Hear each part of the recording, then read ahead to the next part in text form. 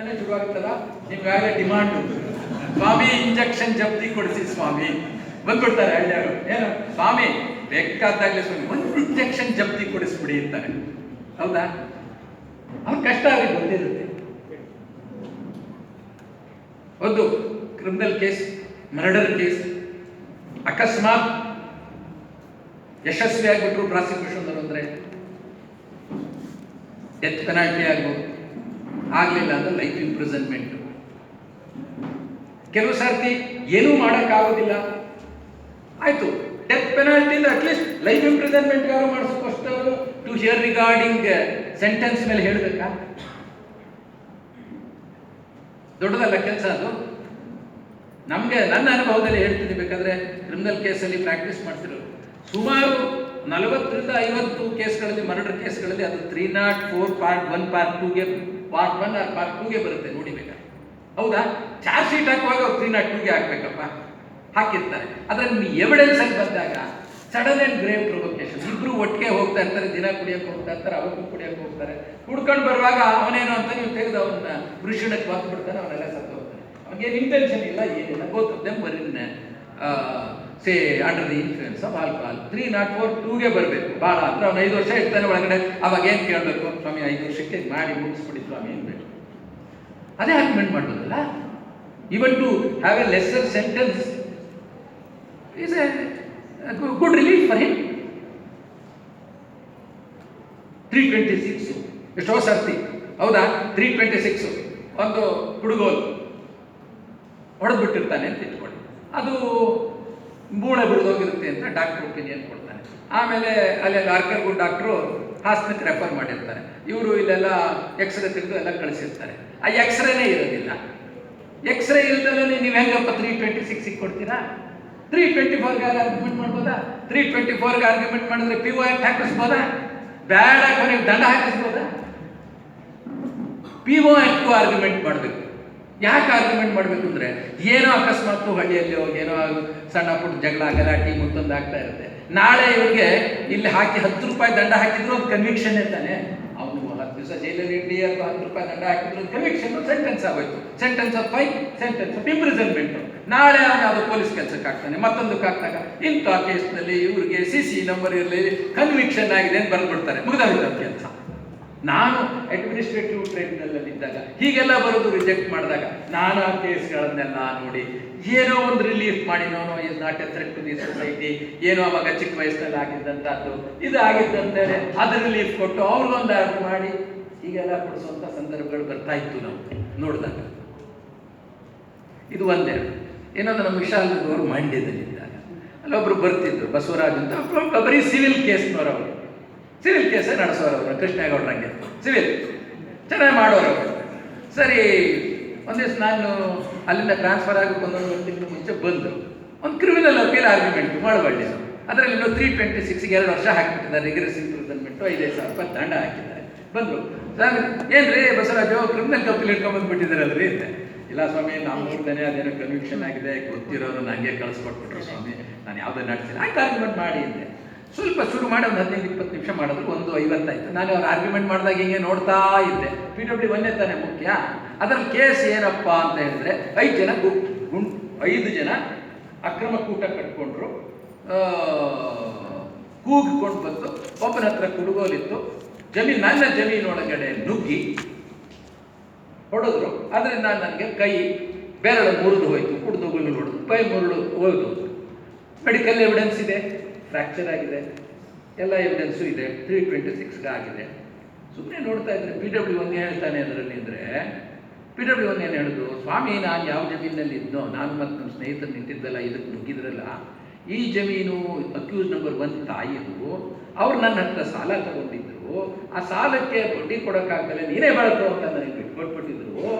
ಆಗ ಇವರು ಬಿಟ್ಕೊಡು ನನಗೆ ಬಂದಿದೆಯಲ್ಲ ಅಂತ ಗಲಾಟೆ ಮಾಡ್ಬಿಟ್ರು ಸ್ವಾಮಿ ಅಂತ ಹೇಳಿದ್ರು. ಹೌದಾ? ಅಲ್ಲಿ 448 ಆಗಬೇಕಿತ್ತಲ್ಲ, ಟ್ರೆಸ್ಪಾಸ್ ಟು ದ ಲ್ಯಾಂಡ್ ಇಲ್ಲ, 448 ಸೆಕ್ಷನ್ ಇಲ್ಲ. ಅಟ್ಲೀಸ್ಟ್ ಈ 447 448 ಮಾಡುವಾಗ ಓನರ್ಶಿಪ್ ಏನು ಬೇಕಿಲ್ಲ. If A person is in possession that is sufficient. ಇಲ್ಲಿ ಪಹಣಿ ಇಲ್ಲ. ಕಾಲಮ್ ನಂಬರ್ 12(2) ನಲ್ಲಿ ತೋರಿಸುತ್ತೆ ನೋಡಿ, ಸ್ವಾಧೀನಗಾರನ ಹೆಸರು, ವ್ಯವಸಾಯದ ರೀತಿ ಅಂತ ಬರೆದಿರ್ತಾರೆ, ಅದಿಲ್ಲ. ಇದನ್ನ ನಾವು ನಂಬೇಕಾ? ದುಡ್ಡು ಕೊಟ್ಟಿದ್ರು ಅನ್ನೋದಕ್ಕೂ ಯಾವ ದಾಖಲೆ ಇಲ್ಲ, ಸಾಲ ಆಗಿತ್ತು ಅದಕ್ಕೂ ದಾಖಲೆ ಇಲ್ಲ. ಸೊ ಅದರಲ್ಲೂ ಕೂಡ section 104 of IPC general exception ಅಲ್ಲಿ ಪ್ರೈವೇಟ್ ಡಿಫೆನ್ಸ್. ಸೊ ತಾಯಿ ಆಸ್ತಿ ಮಗ is entitled to protect it against any person intruding to land. ಅಷ್ಟೇ ಅಲ್ಲ, ಪಕ್ಕದ ಮನೆಯಲ್ಲಿ ಯಾರೋ ರಾತ್ರಿ ಗನ್ ಹಿಡ್ಕೊಂಡು ಬಂದು ನುಗ್ಗಿಬಿಟ್ಟು ಅವ್ರು ದರೋಡೆ ಮಾಡ್ತಿದ್ದಾರೆ ಅಂದ್ರೆ ನಿಮ್ಮ ಮನೆಯಲ್ಲಿ ಹೋದ್ರು ಅಲ್ಲೋಗಿ ನೀವು ಗುಂಡು ಹೊಡೆದ್ರೆ ಅವನಿಗೆ ತಪ್ಪಾಗಲ್ಲ. Because as long as their life is in danger you are entitled to attack them because you are protected under private defence. ಆಮೇಲೆ ಹೇಳಿದ್ರೆ ಏನ್ರಿ ಇದೆಯಲ್ರಿ ಇದು PW ಆಮೇಲೆ ನಮ್ಗೆ ಗೊತ್ತಾಗಿಲ್ಲ ಅಂದ್ರೆ ಆಯ್ತು, ನಾನೇ ನೋಡ್ತಿದ್ದೆ ಮಧ್ಯಾಹ್ನ ಅದು ಹುಡ್ಕೊಂಬನ್ನಿ 104 ಕೆಳಗಡೆ ಇರುತ್ತೆ ಅಂತಂದೆ. ಮಧ್ಯಾಹ್ನ ಊಟ ಮಾಡ್ಕೊಂಡ್ಬಂದೆ, ಅಲ್ಲೇ ನಾನೇ ಹುಡುಕಿದ್ದೆ, ಡಿಕ್ಟೇಷನ್ ಕೊಟ್ಟು ಅಲೋ ಮಾಡಿದೆ, ಅಪೀಲ್ನ ಸೆಟಸೈಡ್ ಮಾಡಿದೆ. ನನಗೊಂದು 15 ದಿವಸಕ್ಕೆ ಟ್ರಾನ್ಸ್ಫರ್ ಆಯಿತು. ಅವ್ರು ಬಂದು ನಮಸ್ಕಾರ ಹೇಳಿದ್ರು, ಸ್ವಾಮಿ ನಮ್ಗೆ 25,000 ರೂಪಾಯಿ ಇವತ್ತು ಫೀಸ್ ಬಂತು ಸ್ವಾಮಿ, ತಾವು ಫೈನ್ ಎಲ್ಲ ರಿಲೀಸ್ ಮಾಡಿದ್ರಲ್ಲ ಅಂದ್ರೆ ಆಯ್ತು ಸಂತೋಷ, ನೋಡೋಗಿ ಅದು ಕಲ್ತ್ಕೋಬೇಕ್ರಿ ಸ್ವಲ್ಪ ಅಂದರೆ ಸುಮ್ಮನೆ ಲೈಟಾಗಿ ಕಲ್ತ್ಕೋಬೇಕು. ನೋಡಿ ನಾಯಿಗಳು ಇದನ್ನು ನೋಡಿಲ್ಲ, IPC ಪುಸ್ತಕ ಇಟ್ಕೊಂಡಿರ್ತಾರೆ. ಜನರಲ್ ಎಕ್ಸೆಪ್ಷನ್ ಅವಾಗ ಹೇಳಿದ್ದು, ಜನರಲ್ ಎಕ್ಸೆಪ್ಷನ್ ಎಷ್ಟು ಅವಕಾಶ ಇದೆ ಇವುಗಳಲ್ಲಿ ನೋಡಿ, ಇವುಗಳಲ್ಲಿ ಏನಾದ್ರು ರಿಲೀಫ್ ಕೊಡಿಸೋಕೆ ಸಾಧ್ಯವಿದೆಯಾ? ಈಗ ನೀವೊಂದು ದಾವ ಹಾಕಿದ್ರು ಅಂತ ಇಟ್ಕೊಳ್ಳಿ, ಕ್ಲೈಂಟಲ್ಲಿ ಬಂದ ತಕ್ಷಣ ನೀವೇನು ಲಿಮಿಟೇಷನ್ ಇದೆಯಾ ಅಂತ ಫಸ್ಟ್ ಎಕ್ಸಾಮಿನ್ ಮಾಡ್ತೀರಾ, ಜೂರಿಸ್ಟಿಕ್ಷನ್ ಇದೆಯಾ ಅಂತ ಎಕ್ಸಾಮಿನ್ ಮಾಡ್ತೀರಾ, ಪೆಕ್ಯುನರಿ ಜೂರಿಸ್ಟಿಕ್ಷನ್ ಇದೆಯಾ, ಟೆರಿಟೋರಿಯಲ್ ಜೂರಿಸ್ಟಿಕ್ಷನ್ ಇದೆಯಾ ಅಂತ ಎಕ್ಸಾಮಿನ್ ಮಾಡ್ತೀರಾ, ಏನಾದರೂ ಅಡ್ವರ್ಸ್ ಪೊಸೆಷನ್ಗೆ ಅವಕಾಶ ಇದೆಯಾ, ವೇವರ್ಗೆ ಏನಾದರೂ ಅವಕಾಶ ಇದೆಯಾ, ಹೌದಾ, ಅಕ್ವಿಸೆನ್ಸ್ ಏನಾದರೂ ಅವಕಾಶ ಇದೆಯಾ, ಸ್ಟ್ಯಾಚ್ಯೂಟರಿ ಬಾರ್ ಇದೆಯಾ, ಅಗ್ರಿಕಲ್ಚರಲ್ ಲ್ಯಾಂಡ್ ಅಲ್ಲಿ ಟೆನೆನ್ಸಿಗೆ ಸಂಬಂಧಪಟ್ಟಂತೆ ಏನಾದ್ರು ಇಶ್ಯೂ ರೈಸ್ ಮಾಡಿದ್ರೆ ಅದು ಇಲ್ಲಿ ಬರುತ್ತಾ, ಇದನ್ನೆಲ್ಲ ನೋಡ್ತೀರಾ ಅಲ್ವಾ? ನೋಡ್ಬೇಕು. ಒಂದು ದಾವ ಹಾಕಬೇಕಾದ್ರೆ ನೀವು ಮುಂದೆ ಆತ ಏನು ಡಿಫೆನ್ಸ್ ತಗೋಬಹುದು by way of return statement examine ಮಾಡಬೇಕು. ತಗೊಂಡೋಗಿ ದಾಖಲೆ ಎಲ್ಲ ಕೊಡು, ಟೈಪ್ ಮಾಡು, 200 ರೂಪಾಯಿ ಕೊಟ್ಬಿಟ್ರೆ ಅಂದ್ರೆ ದೇವರೇ ಗತಿ. ಆಮೇಲೆ ಬಹಳ ಜನ ಅನುಕೂಲ ಆಗುತ್ತೆ. ಈಗ ಇಲ್ಲೇನಾದ್ರು ಆರ್ಬಿಟ್ರೇಷನ್ ಕೇಸ್ ಇದಾವೇನಪ್ಪ? ಇದಾವ, ಎಷ್ಟಿರ್ಬೋದು ಅಂದಾಜು? ಆಯ್ತು, ಅದರಲ್ಲಿ ಆರ್ಬಿಟ್ರೇಷನ್ ಅವಾರ್ಡ್ ಎಲ್ಲ ನಿಮ್ಮ ಮುಂದೆ ಚಾಲೆಂಜಿಂಗ್ ಬರ್ತೈತೆ. Section 34 of arbitration and conciliation act ಅಲ್ಲಿ ಅದು ರೆಗ್ಯುಲರ್ ಸಿವಿಲ್ ಅಪೀಲ್ನಾಗಲ್ಲ, ರಿಅಸೆಸ್ಮೆಂಟ್ ಆಫ್ ಎವಿಡೆನ್ಸ್ ಇಲ್ಲ. ಅದಕ್ಕೆ if it is opposed to public policy of India ಮಾತ್ರ ಇದ್ರೆ ಅದನ್ನು ಮಾಡುವಂಥದ್ದು. Even misapplication of law into the facts of the case ನೋಡಂಗಿಲ್ಲ. ಅಷ್ಟು ಕಷ್ಟವಾದಂತಹ ಕಾಯ್ದೆ. ಕಮರ್ಷಿಯಲ್ ಕೋರ್ಟ್ಸ್ ಆಕ್ಟ್ ಇದೆಯಾ? ಯಾರಾದ್ರೂ ಬಂದಿದ್ದಾರ? ಮತ್ತೆ ಕಮರ್ಷಿಯಲ್ ಕೋರ್ಟ್ಸ್ ಆಕ್ಟ್ ಅಲ್ಲಿ 121ನೇ ದಿವಸ ನೀವು ರಿಟರ್ನ್ ಸ್ಟೇಟ್ಮೆಂಟ್ ಹಾಕಿದ್ರು ನೆಗದು ಬಿದ್ದೋಯ್ತು. ಇಲ್ಲ, ಇದರಲ್ಲಾದ್ರೂ 90 ದಿವಸ ಹಾಕಿ ಕೊನೆಗೆ ಒಂದು 5,000 ರೂಪಾಯಿ ದಂಡ ಹಾಕ್ಬೋದು. ಇವ್ರು ರಿಜೆಕ್ಟ್ ಮಾಡಿದ್ರು, ಕೊನೆಗೆ ಮತ್ಸೂದನ್ನು ಹೋಗಿ ಎಂಥದೋ GMCPC ಹಾಕತ್ತಾಗ ಒಂದು 2,000 ರೂಪಾಯಿ ದಂಡ, ಒಂದು ಕಾಸ್ಟ್ ಹಾಕಿ ಅಲೋ ಮಾಡಿಸ್ತಾರೆ. ಇಲ್ಲಿ ವಜಾ ಅಲ್ಲಿಲ್ಲ. ಅಷ್ಟೇ ಅಲ್ಲಿ ಮಾಡಬೇಕು. ನೀವು ರಿಲೀಫ್ ಎಲ್ಲ ಕೇಳಬೇಕಾದ್ರೆ ನೋಡಬೇಕು. ಅನ್ಟೆನಬಲ್ ರಿಲೀಫ್ಸ್ ಕೇಳಿದ್ರೆ ನೀವು ಟೆನಬಲ್ ರಿಲೀಫ್ಸ್ಗೆ ನಿಮ್ಗೆ ರಿಲೀಫ್ ಕೊಟ್ಟಿದ್ರು, ಅನ್ಟೆನಬಲ್ ರಿಲೀಫ್ ನಿಮ್ಗೆ ತಲೆ ಮೇಲೆ ದಂಡ, ಅಂದ್ರೆ ಪಾರ್ಟಿ ತಲೆ ಮೇಲೆ ದಂಡ. ಅನಗತ್ಯವಾದ ಡಿಫೆನ್ಸ್ಗಳು ತಗೊಳ್ಳೋ ಹಾಗಿಲ್ಲ. ಎಷ್ಟು ಕಠಿಣವಾಗಿದೆ ಕಮರ್ಷಿಯಲ್ ಕೋರ್ಟ್ಸ್ ಆಕ್ಟ್. ಅದ್ರ ಬಗ್ಗೆ ಒಂದು ಕಾರ್ಯಾಗಾರ ಮಾಡಬೇಕು. ಯಾಕೆ ಅಂದ್ರೆ ಜನರಿಗೆ ಸ್ವಲ್ಪ ಅರ್ಥ ಆಗಬೇಕು, ಇದೆಲ್ಲ ಹೀಗಿದೆ ಅಂತ. ಕೋಟ್ಯಾಂತರ ರೂಪಾಯಿ ಅವಾರ್ಡ್ಗಳು ನಮ್ಮ ತಲೆ ಬರ್ತಾವಲ್ಲಪ್ಪ. ಈಗ ನಾವು ಬರೆಯೋ ಅವಾರ್ಡ್ಗಳನ್ನ ಡಿಸ್ಟ್ರಿಕ್ಟ್ ಜಡ್ಜ್ ಮುಂದೆ ಚಾಲೆಂಜ್ ಮಾಡ್ತಾರೆ. ದೊಡ್ಡ ದೊಡ್ಡ ಸುಪ್ರೀಂ ಕೋರ್ಟ್ ಜಡ್ಜ್ಗಳು, ಜಸ್ಟಿಸ್ ರವೀಂದ್ರನ್ ಸಾಹೇಬ್ರು ಬರೆಯುವಂತ ಅವಾರ್ಡ್ಗಳನ್ನ ಡಿಸ್ಟ್ರಿಕ್ಟ್ ಜಡ್ಜ್ ಮುಂದೆ ಸೆಕ್ಷನ್ 34 ಕಮರ್ಷಿಯಲ್ ಕೋರ್ಟ್ ಅಲ್ಲಿ ಬರ್ತಾ ಇದ್ದಾವೆ. ಹೊಡೆದಾಕ್ಬಿಡ್ಬೋದು. 500 ಕೋಟಿ, 600 ಕೋಟಿ, 800 ಕೋಟಿ ಅವಾರ್ಡ್ಗಳು. ಇದರ ಅಂದಾಜಿರ್ಬೇಕು. ಹೀಗೆ ಸಪೋಸ್ ಯಾವುದೋ ಒಂದು ಅಗ್ರಿಮೆಂಟ್ ಇದೆ, ಆ ಅಗ್ರಿಮೆಂಟ್ ಒಂದು ಆರ್ಬಿಟ್ರೇಷನ್ ಕ್ಲಾಸ್ ಇದೆ, ನೀವು ಅದನ್ನು ನೋಡ್ಲಿಲ್ಲ, ದಾವ ಹಾಕಿದ್ರಿ. ಅವನು ಹೇಳ್ತಾನೆ ಫಸ್ಟ್ ಸೆಕ್ಷನ್ 8 ಅಲ್ಲಿ ಬಂದ ತಕ್ಷಣ ಹೇಳ್ತಾನೆ, ಸ್ವಾಮಿ ಇದನ್ನ ರೆಫರ್ ಮಾಡಿ ಆರ್ಬಿಟ್ರೇಷನ್ಗೆ ಅಂತಾನೆ. ನೋಡ್ಬೇಕಲ್ಲ. ಹಿಂದಾದ್ರೂ ಇತ್ತು ಓಲ್ಡ್ 1940 ಆಕ್ಟ್ ನಲ್ಲಿ ಸಪೋಸ್ ಈ ಡಿಪೆಂಡೆಂಟ್ ನೋಡದೆ ಹೋದ್ರೆ ಸ್ಟೆಪ್ ಇನ್ ಏಡ್ ಅಂತ ಹಾಕ್ಬಿಡೋದು. ಸೆಕ್ಷನ್ 34 ಆಫ್ ಓಲ್ಡ್ ಆಕ್ಟ್ ನಲ್ಲಿ. ಈಗ ನೀವೇನಾದ್ರೂ ಡಿಪೆಂಡೆಂಟ್ ಅಪಿಯರ್ ಹಾಕಿ ವಕಾಲತ್ ಹಾಕಿ, ವಕಾಲತ್ is filed by so and so for the dependent, ಈ ಪ್ರೇಸ್ ಟೈಮ್ ಅಂದ್ರೆ ಸಾಕಾಗಿತ್ತು. ಸ್ಟೆಪ್ ಇನ್ ಏಡ್ ಆಗೋದು ವೇವ್ ಆಗೋಗ್ಬಿಡೋದು ರೈಟು. ಈಗಾಗಿಲ್ಲ. ಎಷ್ಟು ಕಷ್ಟ. ಆಮೇಲೆ ಕರಪ್ಷನ್ ಆಕ್ಟ್ ಕೂಡ, PC ಆಕ್ಟ್ ಕೂಡ ಅಮೆಂಡ್ಮೆಂಟ್ ಎಲ್ಲ ಆಗಿದೆ, ಬೇಕಾದಷ್ಟು ಅಮೆಂಡ್ಮೆಂಟ್ಗಳಾಗಿದ್ದಾವೆ. ಅದರ ಅಂದಾಜಿರಬೇಕು. ಒಂದು ನೋಡಿ, ಬೇರೆ ನೀವು ಆರ್ಡಿನರಿ IPC ಕೇಸ್ಗಳಲ್ಲಾದರೆ ನೀವು ಕುಯ್ಯೋಮರ್ರು ಅಂತ ಕೇಳಿಕೊಂಡು ರಿಲೀಫ್ ತಗೋಬಹುದು, 4 ವರ್ಷ ಆಗ್ತದೆ, 2 ವರ್ಷಕ್ಕೆ ಹಾಕ್ಬೋದು, ಕೊನೆಗೆ ಏನಿಲ್ಲ ಅಂದರೆ ದಂಡ ಹಾಕಿಸ್ಬೋದು. It can extend up to 7 years. It can extend up to 5 years with fine or both ಅಂತ ಹೇಳಿರ್ತಾರೆ. ಅಲ್ಲಿ ಹಾಗೆ ಇಲ್ಲ, ಮಿನಿಮಮ್ ಪನಿಷ್ಮೆಂಟ್. ಲಾಯರ್ಗಳು ಕ್ರಿಮಿನಲ್ ಸೈಡಲ್ಲಿ ಪ್ರಾಕ್ಟೀಸ್ ಮಾಡೋ ಲಾಯರ್ಗಳು ತಿಳ್ಕೊಬೇಕು, ಬೇರೆವೇರ್ minimum punishments are contemplated in any special penal statute, POCSO ಇರ್ಬೋದು ಅಥವಾ ಪ್ರಿವೆನ್ಷನ್ ಆಫ್ ಕರಪ್ಷನ್ ಆಕ್ಟ್ ಇರ್ಬೋದು. ಅಲ್ಲಿ ಜಡ್ಜಿಗಳಿಗೆ ಏನು ಹೇಳ್ತಾರೆ ಗೊತ್ತಾ, you must always aim at the end ಅಂತ ಕೇಳ್ತಾರೆ. 7 ವರ್ಷ ಯಾಕೆ ಹಾಕ್ಬಾರ್ದು ಅಂತ. ನೀವು 7ರಿಂದ 6ಕ್ಕೆ ಬರಬೇಕಾದ್ರೂ ನೀವು ಪ್ರಬಲವಾದ ಕಾರಣ ಕೊಡಬೇಕು. ಆರ್ಡಿನರಿ ಕಾರಣಗಳು ಕೊಡ್ತೀರಲ್ಲ ನೀವು, ಕೋರ್ಟ್ನಲ್ಲಿ ಸ್ವಾಮಿ ಅವನಿಗೆ ಮದುವೆ ಆಗಿದೆ, 2 ಮಕ್ಕಳಿದ್ದಾರೆ, ಅವರ ಹೆಂಡತಿ ಇದ್ದಾರೆ, ಅವರ ವೃದ್ಧ ತಂದೆ ತಾಯಿಗಳಿದ್ದಾರೆ, ಇವನಲ್ಲದೆ ಮತ್ತಾರು ದುಡಿಯುವವರಿಲ್ಲ, ಇವನೊಬ್ಬನೇ ಮೇಲೆ ಅವಲಂಬಿಸಿದೆ, ಅದು ಯಾವುದು ನಡೆಯಾಗಿಲ್ಲ. ಯಾವಿ ಚಲ್ತಾನೆ ಅದು.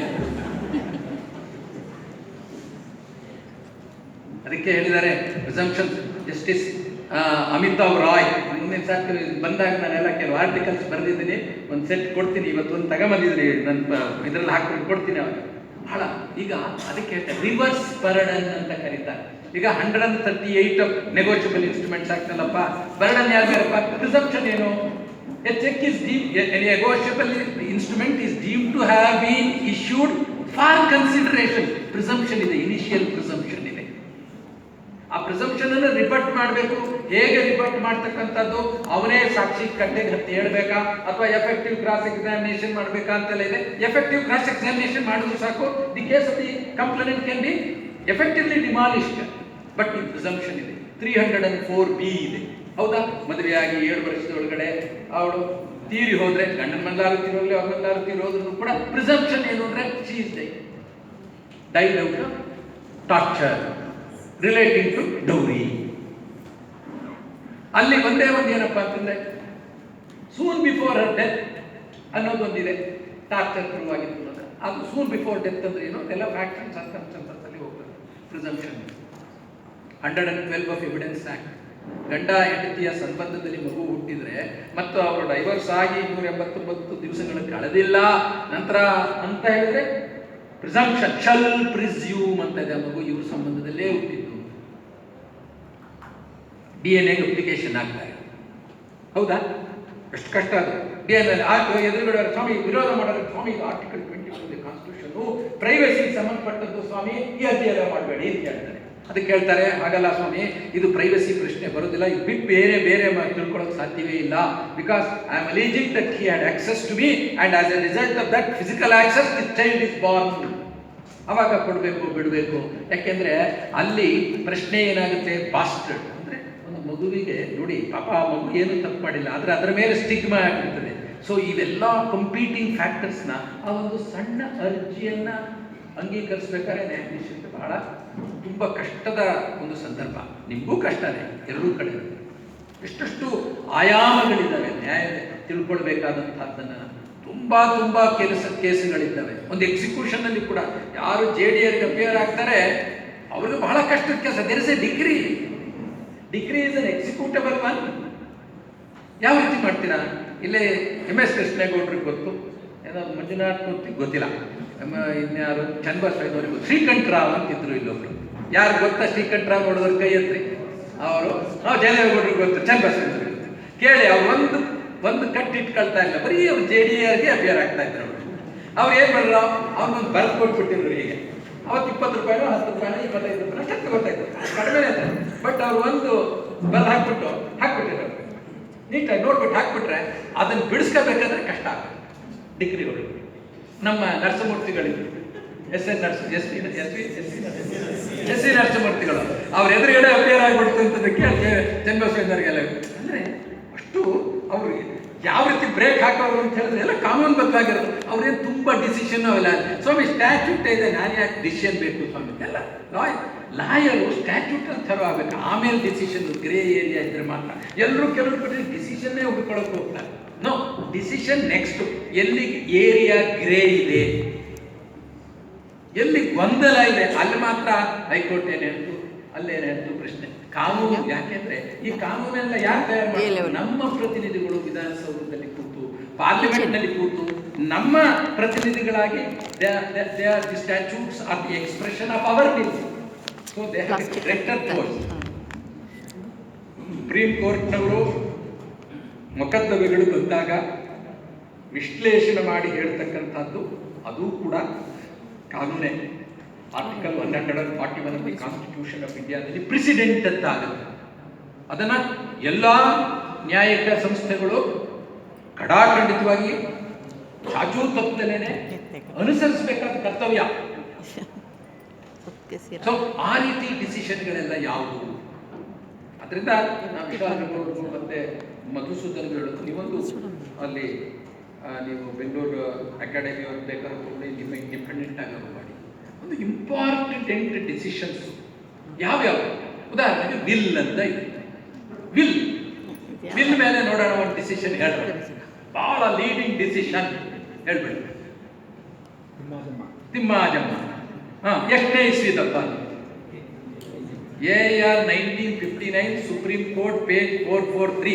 ವಿಲ್ ಅಂತ ಎಲ್ಲಿ ಬರುತ್ತೋ ಇದು leading decision. Justice Gajendra Gadkar ಅವರು entire law on wills review ಮಾಡಿ ಬರೆದು ಏನ್ ಬರ್ತಾರೆ, ಅದು ಏನಪ್ಪ, what is the law laid down in that decision. ನ್ಯಾಯಾಧೀಶರು ಹೇಳ್ಬೇಡಿ, ನಾವೆಲ್ಲ ಅವ್ರಿಗೆ ಸ್ವಲ್ಪ ಚೆನ್ನಾಗಿ ಹೇಳ್ಬಿಟ್ಟಿದ್ದೀವಿ, ತಲೆ ಒಳಗೆ ಹೋಗ್ಬಿಟ್ಟಿದೆ ಹೆಬ್ಬಣ್ಣ ಅವರಿಗೆಲ್ಲ. ಏನದು, what's the law laid down in that decision? ಅದರಲ್ಲಿ section 63 of succession act, 68 of evidence act ಎಲ್ಲದನ್ನು ಡೀಲ್ ಮಾಡಿದ್ದಾರೆ. ಏನದು? ಸ್ಪೀಷಿಯಸ್ ಸರ್ಕಮ್ಸ್ಟೆನ್ಸಸ್ ಅನ್ನ ವಾರ್ಡ್ ಆಫ್ ಮಾಡಬೇಕಾದ್ರೆ ಅದು ಜವಾಬ್ದಾರಿ ಪ್ರಪೌಂಡರ್. ಇನ್ನೊಂದೇನು ಹೇಳಿದ್ರಿ ಗೊತ್ತಾ? The propounder must also prove that the testator was in a sound disposing state of mind. This is the actual law laid down by a bench consisting of 3 honorable judges of the Supreme Court. Justice Gajendra Gadkar, the finest judges Gajendra Gadkar.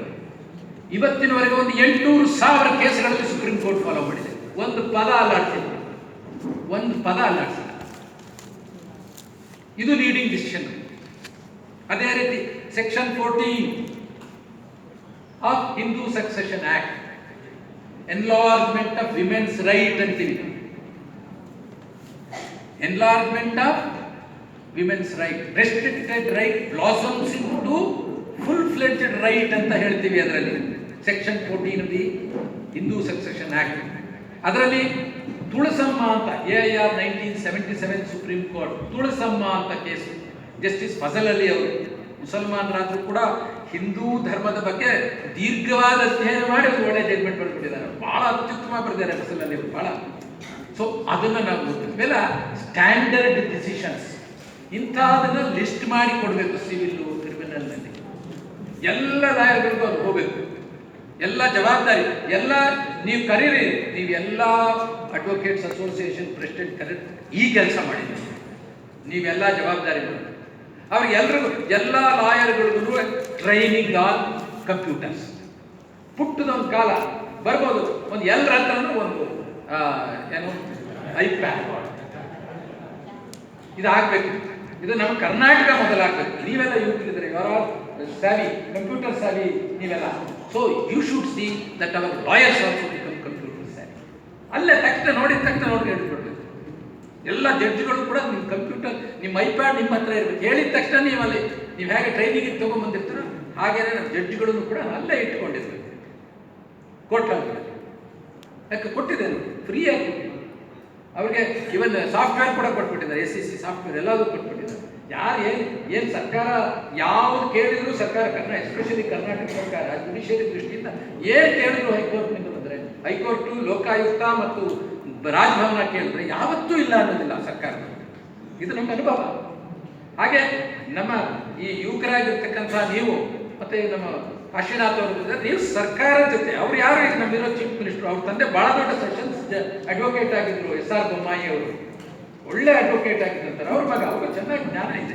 So ಏನಾದರೂ ಮಾಡಿಸಿ ನಮ್ಮ ವಕೀಲರನ್ನ ಅವರ ಕೈಗಳನ್ನು ಬಲಪಡಿಸುವಂಥ ದೃಷ್ಟಿಯಲ್ಲಿ ಮಾಡಬೇಕು. ಎಲ್ಲರ ಹತ್ರ ಪುಸ್ತಕ ಇರಬೇಕು.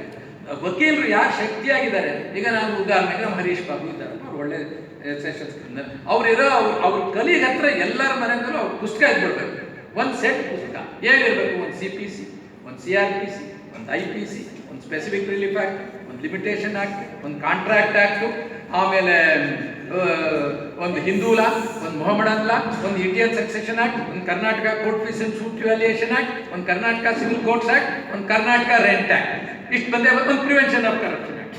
ಇಷ್ಟು ಬಿಟ್ಬಿಟ್ರೆ ಇನ್ನೇನಾದ್ರು ಬರ್ತವೇನಪ್ಪ? ಒಂದು ಕರ್ನಾಟಕ ಲ್ಯಾಂಡ್ ರೆವಿನ್ಯೂ ಆಕ್ಟ್, ಇನ್ನೇನು ಬರ್ತದಪ್ಪ?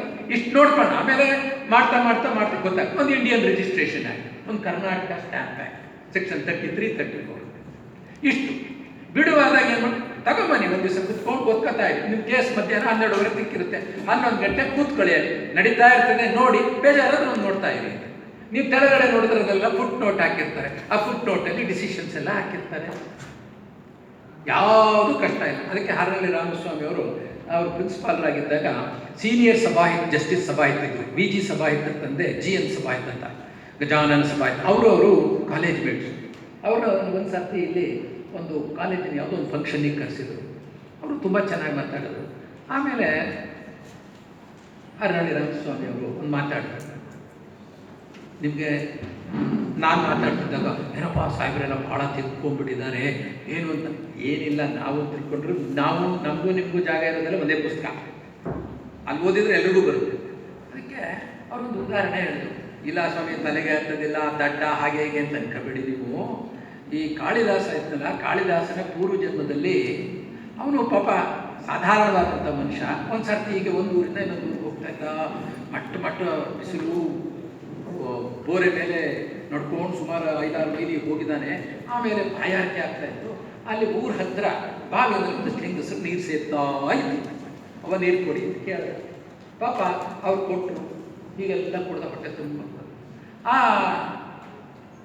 ಹೆಂಗಸು ನೀರು ಸೇರಿದ್ದು ಆ ಬಿಂದಿಗೆ ಇತ್ತ, ಆ ಬಿಂದಿಗೆನ ಅಲ್ಲಿ ಅದರದ್ದು ಮೇಲ್ಗಡೆ ಚಪ್ಪಡಿ ಇತ್ತಲ್ಲ, ಮೇಲೆ ಹಾಸಿರ್ತಾರೆ, ಅದ್ರ ಮೇಲೆ ಇಟ್ಟು ನೀರು ಕುಡ್ದಿದ್ದಲ್ಲ, ಕಣ್ಣು ಸ್ವಲ್ಪ ಬಿಡಂಗಾಯ್ತು, ನೋಡ್ತಾನೆ ತಗ್ಗಾಗಿದೆ. ಅಲ್ಲ, ಈ ಬಿಂದಿಗೆ ಇಟ್ಟು ಈ ಕಲ್ಲೇ ತಗ್ಗಾಗದಾದ್ರೆ ಆಗಿದೆ ಅಂತ ಅದನ್ನ ತಲೆ ಚುರುಕಾಗಕ್ಕೆ ಸಾಧ್ಯವಿಲ್ವಾ ಅಂತ ಅವನಿಗೆ ಮನಸ್ಸಿಗೆ ಬಂತು. ಅವನೇ ಕಾಳಿದಾಸ ಅಂತ. ಅದರಿಂದ ಯಾರು ನಾನು ದಡ್ಡ, ನಮ್ಮ ತಲೆಗೆ ಹೋಗೋದಿಲ್ಲ, ನಮ್ಗೆ ಇಂಗ್ಲೀಷ್ ಗೊತ್ತಾಗೋದಿಲ್ಲ, ಇಂಗ್ಲೀಷೇ ಗೊತ್ತಾಗಬೇಕು ಅಂತೇನಿಲ್ಲ. ಆಯ್ತು, ಸ್ವಲ್ಪ ಕಷ್ಟ ಇದೆ. ನೀವು ಬರ್ತಕ್ಕಂಥ ಎಲ್ಲ ಬುಕ್ಸು ಹೆಚ್ಚಾಗಿ ಇಂಗ್ಲೀಷ್ನಲ್ಲಿ ಇರ್ತದೆ, ಬರ್ತಕ್ಕಂಥ ಜರ್ನಲ್ಲು ಇಂಗ್ಲೀಷಲ್ಲಿ ಇರ್ತದೆ. ನೀವು ಪಾಸ್ ಆಗಿಬಿಟ್ಟಿದ್ರಲ್ಲಪ್ಪ, ಈಗ LLB ಪಾಸ್ ಮಾಡ್ಕೊಂಡು ಬಂದಿದ್ರೆ ಇಷ್ಟು ವರ್ಷದ ಅನುಭವ ಇದೆ. 1 ಸಾರ್ತಿ ಓದೋರು 2 ಸಾರ್ತಿ ಓದಬೇಕಾಗುತ್ತೆ, 2 ಸಾರ್ತಿ ಓದೋರು 3 ಸಾರ್ತಿ ಓದಬೇಕಾಗುತ್ತೆ ಅಷ್ಟೇ. ಕೆಲವ್ರಿಗೆ ಒಂದೇ ಸರ್ತಿ ಓದಿದ್ರೆ ಅರ್ಥ ಆಗುತ್ತೆ, ಕೆಲವ್ರಿಗೆ ಇನ್ನೊಂದು ಸರ್ತಿ ಓದಬೇಕಾಗುತ್ತೆ, ಇಷ್ಟೇ. ಅದರಿಂದ ನಾನು ದಡ್ಡ, ಅವ್ರು ಬುದ್ಧಿವಂತರು ಅನ್ನೋ ವ್ಯತ್ಯಾಸ ಮನಸ್ಸಲ್ಲಿ ಮಾಡ್ಕೋಬೇಡಿ. ಇಂಥ ಒಂದು ಲೀಗಲ್ ವರ್ಕ್ಶಾಪ್ಗಳು ನಡೆಯೋದು ಯಾವ ದೃಷ್ಟಿಯಿಂದ? ಒಂದು, ನೀವು ಉತ್ತಮವಾದ ಲಾಯರ್ ಆಗೋದಕ್ಕೆ ಅವಕಾಶ ಇದೆ, ಸಮರ್ಪಕವಾದಂಥ ಲಾಯರ್ ಆಗೋದಕ್ಕೆ ಅವಕಾಶ ಇದೆ. ಎರಡನೇದು, ಮುಂದೆ ನೀವುಗಳು ಅನೇಕ ಯುವಕರಿಯಾಗಿದ್ದೀರಾ, ಅವರು ಸಿವಿಲ್ ಜಡ್ಜ್ ಆಗಬೇಕು, ಡೈರೆಕ್ಟ್ ಡಿಸ್ಟ್ರಿಕ್ಟ್ ಜಡ್ಜ್ ಆಗಬೇಕು. ಅವ್ರುಗಳಿಗಾದ್ರೂ ಅದಾಗೋದಕ್ಕಾದ್ರೂ ಕೂಡ ನಿಮ್ಗೆ ಅವಕಾಶ ಆಗುತ್ತೆ, ಓದುವಂಥ ಒಂದು ಅವಕಾಶ ಇದೆ. ಈಗ ನೋಡಿ, ಇಲ್ಲಿ ಎಷ್ಟು ಜನ ಹೆಣ್ಮಕ್ಳು ನಾವೆಲ್ಲ ಸೇರಿಕೊಂಡಾಗ ನಮ್ಮ ಬ್ಯಾಚಲ್ಲಿ ಒಬ್ಬರು ಡಿಸ್ಟ್ರಿಕ್ಟ್ ಜಡ್ಜ್ ಆದರು. ಅದು ಏನೋ 33.5% ಅಂತಲ್ಲ ಯೂಶುವಲ್ ಕೋರ್ಸಲ್ಲಿ. ಈಗ 33.5% ಹಾರಿಸಾಂಟಲ್ ಆಗಿ ಎಲ್ಲಾದ್ರಲ್ಲೂ ರಿಸರ್ವೇಷನ್ ಇದೆ. SCಲೂ 33% ಇದೆ, STಲೂ ಇದೆ, ಜನರಲ್ಲೂ ಇದೆಯಾ, ಎಲ್ಲದರಲ್ಲೂ ಇದೆ. ಈಗ ಎಷ್ಟು ಜನ ನೋಡಿ, 75 ಜನ ಸಿವಿಲ್ ಜಡ್ಜ್ಗಳು ಸೆಲೆಕ್ಷನ್ ಆದರೆ 38 ಜನ 40 ಜನ ಹೆಣ್ಮಕ್ಳೀಗ ಜಡ್ಜ್ಗಳಾಗ್ತಾ ಇದ್ದಾರೆ. ಈಗ ನಿಮ್ಮಲ್ಲಿ ಡಿಸ್ಟ್ರಿಕ್ಟ್ ಜಡ್ಜು ಪಲ್ಲವಿ ಆದರು, ಅವರು ಈ ಊರಿನವರೇ, KR ಪೇಟೆಗೆ ಕೊಟ್ಟಿರೋದು ಅವ್ರ ಗಂಡ ಲಾಯರ್ ಆಗಿದ್ರು. ಪ್ರೀತಿ ಅವರು ಡೈರೆಕ್ಟ್ ಡಿಸ್ಟ್ರಿಕ್ಟ್ ಜಡ್ಜ್ ಆದರು, ಸಂದೇಶ್ ಸಾಹೇಬರು ಡೈರೆಕ್ಟ್ ಡಿಸ್ಟ್ರಿಕ್ಟ್ ಜಡ್ಜ್ ಇಲ್ಲಿಂದ, ನಾನು ಹೀಗೆ ಡೈರೆಕ್ಟ್ ಡಿಸ್ಟ್ರಿಕ್ಟ್ ಜಡ್ಜ್ ಆದಂಥದ್ದು. ಆಮೇಲೆ ಎಷ್ಟೊಂದು ಜನ ಸಿವಿಲ್ ಜಡ್ಜ್ಗಳಾಗ್ತಾ ಇದ್ದಾರೆ. ಅಂದರೆ ಈಗ ಕಾಲೇಜುಗಳ ಗುಣಮಟ್ಟನೂ ಉತ್ತಮ ಆಗಿದೆ, ಓದ್ತಾರೆ. ಈಗ ಮಕ್ಕಳು ಒಳ್ಳೆ ಶಾಲೆಗೆಲ್ಲ ಸೇರ್ಕೊಂಡಿರ್ತೀರಾ ನೀವು, ನಿಮ್ಗೆ ಒಳ್ಳೆ ಅವಕಾಶ ಇದೆ. ಸಿವಿಲ್ ಜಡ್ಜ್ ಅಂದರೆ ಎಷ್ಟೊಂದು ಗೌರವಯುತವಾದಂಥ ಸಂಬಳ ಸಾರಿಗೆ, ಅದು ನೆಕ್ಸ್ಟು ಒಂದು ಗೌರವಯುತವಾದಂಥ ಒಂದು ಕೆಲಸ ಅದು. ಮತ್ತು ಇಲ್ಲಿ ನೀವು ಹಕ್ಕುಗಳನ್ನು ತೀರ್ಮಾನ ಮಾಡುವ ಬಹುದೊಡ್ಡ ಜವಾಬ್ದಾರಿ ನಿಮಗೆ ಸಿಕ್ಕತ್ತಲ್ಲ. ಅದರಿಂದ ವಕೀಲರಿಗೂ ಕೂಡ ಹೇಳೋದಷ್ಟೇ, ಒಂದು ನ್ಯಾಯಾಧೀಶರು ಅತ್ಯುತ್ತಮವಾಗಿ ತೀರ್ಮಾನ ಮಾಡಬೇಕಾದ್ರೆ ನ್ಯಾಯವಾದಿಗಳು ಕೂಡ ಸಹಕರಿಸಬೇಕಾಗ್ತದೆ. ಅವರೇ ನೋಡ್ಕೊಂಡು ಎಲ್ಲ ಬರೆಯೋಕೆ ಆಗೋದಿಲ್ಲ. ಮಾಡೋ ಕರ್ತವ್ಯ ನೀವು ಮಾಡಿ ಅವ್ರ ತಲೆಗೆ ಹೋಗ್ಲಿಲ್ಲ ಅಂತಾನೆ ಇಟ್ಕೊಳ್ಳಿ. ಆಯ್ತು ಬಿಡಿ, ನಾನು ಮಾಡೋ ಕೆಲಸ ಏನು ಮಾಡೋಕ್ಕಾಗ್ತವ್ರೆ ಕೈ ಹಿಡಿದು ನೀವು ಬರ್ಸೋಕ್ಕಾಗತ್ತೇನಪ್ಪ? ಏನಾಗೋದಿಲ್ಲ. ನೀವು ಮಾಡೋ ಕೆಲಸ ಮಾಡಬೇಕು. ಯಾವುದು ಇಲ್ಲಪ್ಪ ನನ್ನ ಕಡೆಯಿಂದ ಯಾವುದು ಲೋಪ ಆಗಲಿಲ್ಲ. ಆಮೇಲೆ ಇನ್ನೊಂದು ಬಹಳ ಇಂಥ ಲೀಗಲ್ ವರ್ಕ್ಶಾಪಲ್ಲಿ ಮಾಡಬೇಕು ಅಂತಂದರೆ, ನಾನು ನಿಮ್ಗೆ ಹೇಳೋದು, ನಾನು ಜಡ್ಜ್ ಆಗಿದ್ದೆ, ನಾನು ಲಾಯರ್ ಆಗಿದ್ದೆ ಅಂತ ಈ ಗಾಸಿಪಿಂಗ್ ಇದೆಯಲ್ಲ, ಅವ್ರು ಹಾಗೆ ಇವ್ರು ಹಿಂಗೆ ಅದೆಲ್ಲ ಬಿಟ್ಬಿಡಿ. ನಿಮ್ಮ ಕೆಲಸ ನೀವು ಮಾಡಿ, ಉಳಿದದ್ದು ಪರಮಾತ್ಮದ್ದು. ಅವತ್ತೇ ಭಗವದ್ಗೀತೆಯಲ್ಲೇ ಹೇಳ್ಬಿಟ್ಟಿದ್ದಾನೆ. ನನ್ನ ಮೇಲೆ ಬಿಟ್ಬಿಡು, ನೀನು ಯಾಕೆ ತಲೆ ಕೆಡಿಸ್ಕೊತೀಯ? ಏನು ಮಾಡ್ಬೋದಪ್ಪ? ನೀವು ಪ್ರಾಮಾಣಿಕವಾಗಿ ಒಬ್ಬ ವಕೀಲನಾಗಿ ಅತ್ಯುತ್ತಮವಾಗಿ ಕೆಲಸ ನಡೆಸ್ಬೋದು. ಜೊತೆಗೆ ಅವನ ಹಣೆ ಬರ ಇರಬೇಕಲ್ಲ. ಕೆಲವು ಸರ್ತಿ ಭಾಳ ಅತ್ಯುತ್ತಮವಾದ ಕೇಸ್ ಹೋಗ್ಬಿಡ್ತದೆ. ಒಂದು ಕೇಸು ಚೆನ್ನಾಗಿ ಆಗಬೇಕಾದ್ರೆ ಮೊಕದ್ದಮೆಯ ವಿದ್ಯಮಾನಗಳು ಚೆನ್ನಾಗಿರಬೇಕು, ಒಳ್ಳೆ ಲಾಯರ್ ಚೂಸ್ ಮಾಡಬೇಕು, ಒಳ್ಳೆ ಜಡ್ಜ್ ಇರಬೇಕು, ಹೌದೇನಪ್ಪ? ಅವನ ಹಣೆ ಬರ ಚೆನ್ನಾಗಿರುತ್ತೆ. ಈ ಮೂರು ಇರುತ್ತೆ, ಲಾಸ್ಟ್ ಹಣೆ ಬರ ಇರೋದಿಲ್ಲ. ಖರ್ಚು ಸಹಿತ ದಾವ ವಜಾ ಮಾಡಲಾಗಿದೆ, ಹಾರ್ಟ್ ಅಟ್ಯಾಕ್ ಆಗೋದು ಬಾಕಿ. ಏನ್ ಮಾಡಕ್ಕಾಗುತ್ತೆ? ನೀವು ಮಾಡಿದರೆ ಕೆಲಸ, ಅವನೇನ್ ಮಾಡ್ತಾನೆ ಅವಾಗ? ಆಯ್ತು ಸ್ವಾಮಿ, ಅಪ್ಪೀಲ್ ಹಾಕಿ ಸ್ವಾಮಿ, ಅದೇನೋ ಆಯ್ತು ಬಿಡಿ ಸ್ವಾಮಿ, ನಿಮ್ಮ ಹತ್ರನೇ ಬರ್ತಾನೆ, ನೋಡಿರ್ತಾನೆ. ಪ್ರಾಮಾಣಿಕವಾಗಿ ನಡೆಸ್ತದೆ ನಮ್ಮ ಲಾಯರು. ಭಾರಿ ಚೆನ್ನಾಗಿ ನಡೆಸಿದ್ರು ಬಿಡ, ಏನ್ ನನ್ನ ಹಣೆ ಬರ ಇರಲಿ, ಹಾಗೆ ಸ್ವಾಮಿ ಅಪ್ಪೀಲು ಅಂತ ಬಿಟ್ಟೋಗೋದಿಲ್ಲ. ಅವನು ನೋಡ್ತಾನೆ, ನಿಮ್ಮನ್ನು ನೋಡಿರ್ತಾನೆ ಅವನು. ಬಹಳ ಜನ, ಎಲ್ಲೋ ಒಂದು 110 ಜನ ಇದ್ದಾರೆ ಬಿಡಿ, ಅದಕ್ಕೆಲ್ಲ ಅದನ್ನ ಒಂದು ದೊಡ್ಡದಾಗಿ ಎಕ್ಸಾಂಪಲ್ ಅಂತ ತಗೋಬಿಡಿ. ಆಯ್ತು ಸ್ವಾಮಿ, ನಮ್ಮ ಮನೆ ಬರ ಚೆನ್ನಾಗಿ ನಡೆಸಿ ಸ್ವಾಮಿ, ಅದೇನಾದ್ರು ಆಗಲಿ ಸ್ವಾಮಿ ಅಂತ. ಯಾಕೆಂದ್ರೆ ನೀವೊಂದು ಪ್ರಾಮಾಣಿಕವಾದ ಪ್ರಯತ್ನ, ಹೃದಯಪೂರ್ವಕವಾಗಿ ಕೆಲಸ ಮಾಡಿರ್ತೀರ. He is an eyewitness to your performance in the court. Therefore, he will never give you up. ಆಮೇಲೆ ಈ ಕಕ್ಷಿಗಾರರು ಅವರು ನಮ್ಮ ಪೇ ಮಾಸ್ಟರ್ಸ್. ಕೆಲವರು ಜಾಸ್ತಿ ಕೊಡ್ತಾರೆ, ಕೆಲವರು ಕಡಿಮೆ ಕೊಡ್ತಾರೆ. ಕೆಲವ್ರಿಗೆ ಶಕ್ತಿ ಇರುತ್ತೆ, ಕೆಲವ್ರಿಗೆ ಶಕ್ತಿ ಇರಲ್ಲ. ಹೌದಾ? 10 ಕೊಟ್ಟೆ 11. ಹೌದಾ? ನಿಮ್ಮ ಹತ್ರ 50 ಕೇಸ್ ಇದೆ, ಯಾವನೋ ಬಡವ ಬಂದ 100 ರೂಪಾಯಿನೇ ಕೊಟ್ಟ, ನಡೆಸಿ ಕಳ್ಕೊಳ್ಳೋದೇನು? ಅವನ ಕೇಸಲ್ಲೇ ನಿಮಗೆ ತುಂಬ ಇದು ಹೇಳಿದ್ನಲ್ಲ, ಅಡ್ವರ್ಸ್ ಪೊಸೆಷನ್ ಇರುತ್ತೆ, ಕ್ವೀಸನ್ಸ್ ಇರುತ್ತೆ, ವೇವರ್ ಇರುತ್ತೆ, ಲಿಮಿಟೇಷನ್ ಆಗಿರುತ್ತೆ, ಎಲ್ಲ ತಿಳ್ಕೊಳ್ಳೋಕೆ ಅವಕಾಶ. 332 of 83, 338 of 83, Lakshmamma versus Ramegowda, Ramegowda versus Lakshmamma. ಎಂಥ ಕೇಸ್ ಗೊತ್ತಾ? ಅದರಲ್ಲಿ ರಿಓಪನಿಂಗ್ ಆಫ್ ಪಾರ್ಟಿಷನ್ಗೆ ಹೋಗಿದ್ದು. ಆ ತಾಂಡವೇಶ್ವರ್ ಬರೆದಿದ್ದು ನನಗಿನ್ನೂ ಚೆನ್ನಾಗಿ ಗೊತ್ತಿದೆ. ಆ ಅರ್ಕಲ್ಗೂಡಿಗೆ ಬಂತು, ನೀವೇ ನಡೆಸಿ ಚಂದ್ರಶೇಖರ್ ಅಂತಂದ್ರು ನನಗೆ.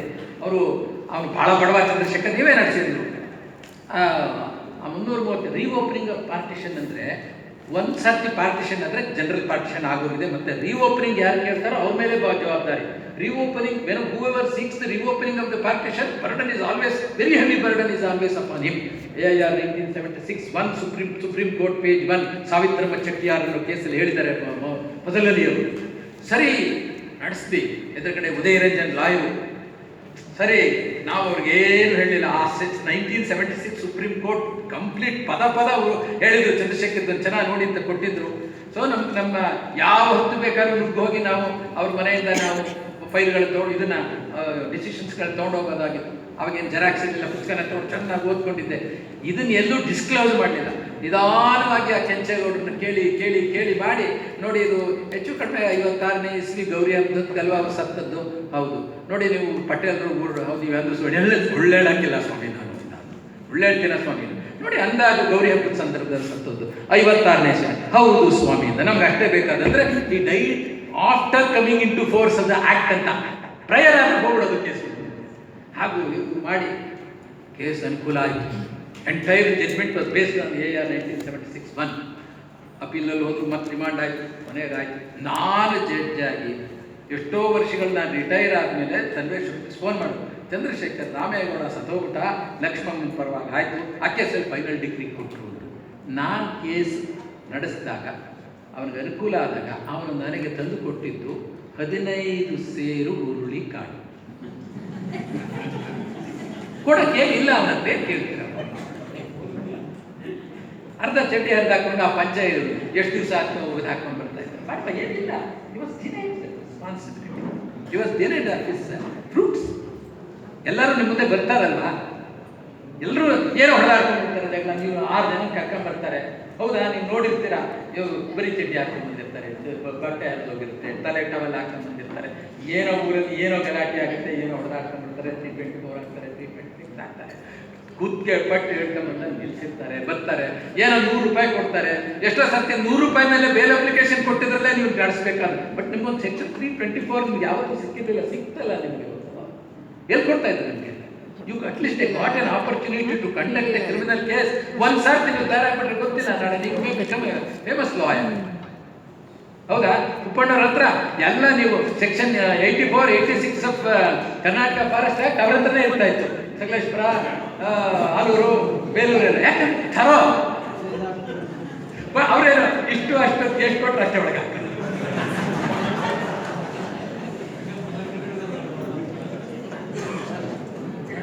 ಚೆನ್ನಾಗಿ ನೋಡ್ತಾರೆ. ಏನ್ ಪ್ರಶ್ನೆ ಕೇಳಬೇಕು ಓಯ್ ಮಂದಾರದವ್ರು ಬರೋರು ಅವರು ಅಷ್ಟೇ ಕೇಳೋರು. ಹಾಗೆ ವಕೀಲರು ಈ ಗಾಸಿಪಿಂಗ್ ಬಿಟ್ಬಿಡಿ. ಏನೇನೋ ಇರ್ತವೆ, ಆ ಜಡ್ಜ್ ಎಲ್ಲಿಂದ ಬಂದರು, ಅವ್ರದ್ದು ಹೇಗೆ, ಯಾರು ಎಲ್ಲಿಂದ ಬಂದು ತಗೊಂಡೇನು, ಅವ್ನು ಯಾರು ಪೊಲೀಸ್ನೂ ಕೇಳಿದ್ರು, ನಿಮ್ಮ ಜಡ್ಜ್ ಹೆಂಗಿದ್ದಾರೆ, ಯಾಕೆ ಬೇಕವೆಲ್ಲ, ಅವ್ರ ಮಕ್ಕಳು ಎಷ್ಟು, ನಿಮ್ಗೇನು ಸಂಬಂಧ. ನೀವು ಯಾವ್ದಾದ್ರು ಕರೆದಾಗ ಅವ್ರ ಮನೆಯವರು ಎಲ್ಲ ಬಂದಾಗ ನಮ್ಮ ಮನೆಯವರು ನಮ್ಮ ಮಕ್ಕಳು ಅಂತ ಇಂಟ್ರೊಡ್ಯೂಸ್ ಮಾಡಿಕೊಡ್ತಾರೆ. ಅದೆಲ್ಲ ಯಾಕೆ ತಲೆ ಕಟ್ಸ್ಕೊಂಡು ಪುಸ್ತಕ ಓದ್ತಾ ಇರೋದೆ, ಹಗಲು ರಾತ್ರಿ ಓದೋದು. Burning the midnight oil, there is no exception, there is no substitute. ಖಂಡಿತ ಫಲ ಕೊಡುತ್ತೆ. ನಿಮ್ಗೆ ಅನ್ಸ್ಬೋದು, ಏನಪ್ಪ ಅವ್ರ ಹತ್ರ 100 ಡೆತ್ ಕೇಸ್ ಐತೆ, 350 MEC ಐತೆ, ನಮ್ಮ ಹತ್ರ ಏನೂ ಇಲ್ಲ. ಬರ್ತಾರೆ, ಏನು ಯೋಚನೆ ಮಾಡ್ಬೇಕಾಗಿಲ್ಲ, ಸರಿ ಆ ಕೇಸ್ ನಡೆಸಿ. ಅವ್ರು ಎಷ್ಟೋ ಸರ್ತಿ 100 ಇಟ್ಕೊಂಡಿರ್ತಾರಲ್ಲ, ಅವ್ರಿಗೆ ಗೊತ್ತಿರೋದಿಲ್ಲ ಇದ್ರ ಕೇಸಲ್ಲಿ ಏನು ಹೇಳಿದ್ರು. ಎಂಥದಪ್ಪ ಅದು, ನಮ್ಮ ಮಿಶ್ರಾ ಅವರು, ಚೀಫ್ ಜಸ್ಟಿಸ್ ಮಿಶ್ರಾ ಅವರು ಬರೆದ್ರಲ್ಲ, ಕಾನ್ಸ್ಟಿಟ್ಯೂಷನ್ ಬೆಂಚ್ ಜಡ್ಜ್ಮೆಂಟ್ MECನಲ್ಲಿ ಲೇಟೆಸ್ಟು ಪ್ರಣಯ್ ಶೆಟ್ಟಿ ಕೇಸಲ್ಲಿ ಬರಲ್ಲ, ಅದೇ ನೋಡಿರೋದ್ರ. ಪ್ರಣಯ್ ಶೆಟ್ಟಿ ಕೇಸ್ ಆದ್ಮೇಲೆ ಇಂದು ಮಲ್ಹೋತ್ರ ಅವರು ಒಂದು ಜಡ್ಜ್ಮೆಂಟ್ ಬರೆದ್ರು. ಅದರಲ್ಲಿ ಇದಕ್ಕೆ ಕನ್ಸೋರ್ಷಿಯಂ ಎಷ್ಟು ಕೊಡಬೇಕು ಎಲ್ಲ ಬಹಳ ಜನ MEC ಕೇಸ್ ನಡೆಸೋರು ನೋಡಿದ್ದೀವಿ. ಇದು ನ್ಯೂರಲಾಜಿಕಲ್ ಡಿಸಬಿಲಿಟಿ ಆದಾಗ ನೀವೇನು ಕೊಡಿಸ್ತೀರಾ? ಮುಗಿದೋದ ಮನುಷ್ಯ ವೆಜಿಟೇಟಿವ್ ಕಂಡೀಷನ್ ಅಲ್ಲಿ ಬಿದ್ದಿರ್ತಾನೆ. ಕೆಲವು ಸರ್ತಿ ಕಾಗ್ನಿಸೆಂಟ್ ಹೊಟ್ಟೋಗ್ಬಿಟ್ಟಿರ್ತದೆ, ಇಂಟೆಲಿಜೆಂಟ್ ಕೋಶನ್ ಹೊಟ್ಟೋಗಿರ್ತದೆ, ವಿಚಿತ್ರವಾದ ರೀತಿ ಬರ್ತಾರೆ. ಇಲ್ಲಿ ಎಷ್ಟೋ ಜನ ನ್ಯೂರೋ ಸರ್ಜನ್ಗಳೇ ಇಲ್ಲ. ನೀವು ಆರ್ಥೋಪೆಡಿಕ್ ಡಿಸಬಿಲಿಟಿನ ಅಸೆಸ್ ಮಾಡೋದು ಸುಲಭ. ಬಹಳ one of the finest judgements ಇದೆ. ಜಸ್ಟಿಸ್ ರವೀಂದ್ರನ್ ಸಾಹೇಬ್ರದ್ದು ರಾಜ್ಕುಮಾರ್ ವರ್ಸಸ್ ಜೈಕುಮಾರ್ ಅಂತ 2011/23884 ಏನೋ ಕೇಸಲ್ಲಿ SECನಲ್ಲಿ ಬಹಳ ನ್ಯೂರಲಾಜಿಕಲ್ ಡಿಸಬಿಲಿಟಿ. ಒಬ್ಬ ಮನುಷ್ಯ, ಒಂದು 30 ವರ್ಷದ ಒಬ್ಬ ಇತ್ತೀಚೆಗೆ ಮದುವೆ ಆಗಿರೋನು, ಒಂದು ಚಿಕ್ಕ ಮಗು ಇರೋ ಹುಡುಗನಿಗೆ ಒಂದು ಆಕ್ಸಿಡೆಂಟ್ ಆಗೋಗುತ್ತೆ. ಅವನ ತಲೆಗೆ ಸೀರಿಯಸ್ ಇಂಜುರಿ ಆಗೋಗುತ್ತೆ. ಹೌದಾ? ಅವ್ರಿಗೆ ಅದಕ್ಕೆ ಗೋಲ್ಡನ್ ಅವರ್ ಅಂತಾರೆ. ಆ ಆಕ್ಸಿಡೆಂಟ್ ಆದ 1 ಗಂಟೆ ಒಳಗಡೆ ಅವ್ನಿಗೆ ಏನಾದರೂ ಟ್ರೀಟ್ಮೆಂಟ್ ಕೊಡೋಕೆ ಸಾಧ್ಯವಾದರೆ ರಿವೈವ್ ಆಗೋಕೆ ಸಾಧ್ಯ. ಕೆಲವು ಸರ್ತಿ ಪಾಪ ಎಲ್ಲೋ ಹಳ್ಳಿನಲ್ಲಿ 40 ಕಿಲೋಮೀಟರ್ ದೂರ ಆಗಿರುತ್ತೆ, ಬರೋ ಹೊತ್ತಿಗೆ ಅರ್ಧ ದಿವಸ ಆಗೋಗುತ್ತೆ. ಅವನು ಕಂಪ್ಲೀಟ್ ಆಗಿ ವೆಜಿಟೇಟಿವ್ ಕಂಡೀಷನ್.